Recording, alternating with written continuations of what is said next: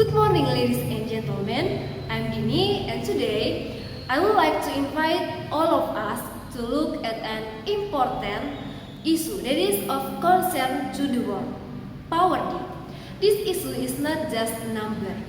It is a story about a mother who has between buying rice or medicine for her child, about children who go to school without breakfast, and about parents who work all day but are unable to finance their family education.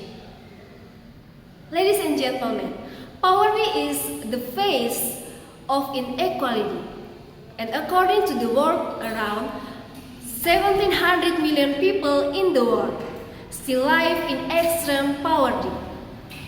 In Indonesia itself, although the poverty rate continues to decline, there are still more than 25 million people living below the poverty line.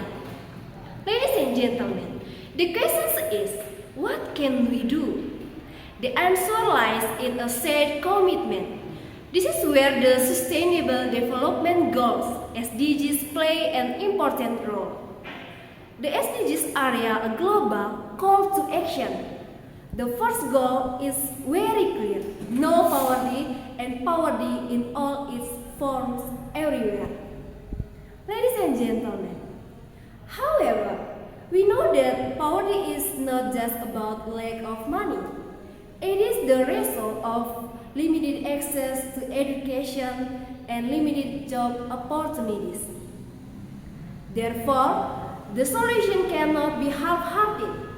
We need systematic change, inclusive education, fair social security, and decent and sustainable employment. Ladies and gentlemen, but let's be honest, the government cannot work alone. Therefore, I invite all of us, especially the younger generation, not just be spectators. We can start from small things, from our own environment.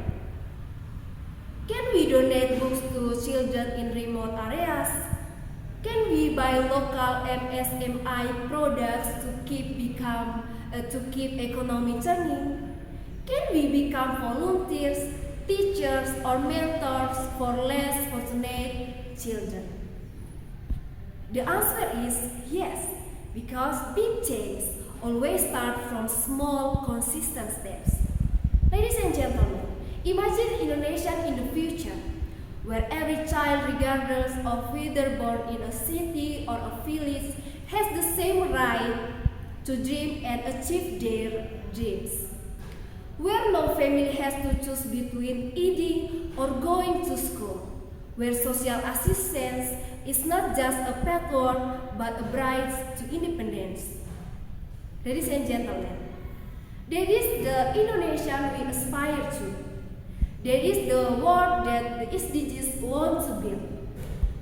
And finally, let us turn our concept into action. Let us move from empathy to solution, and let us prove that our generation is not only the heir to the future, but also the architect of change. Thank you. Bye-bye.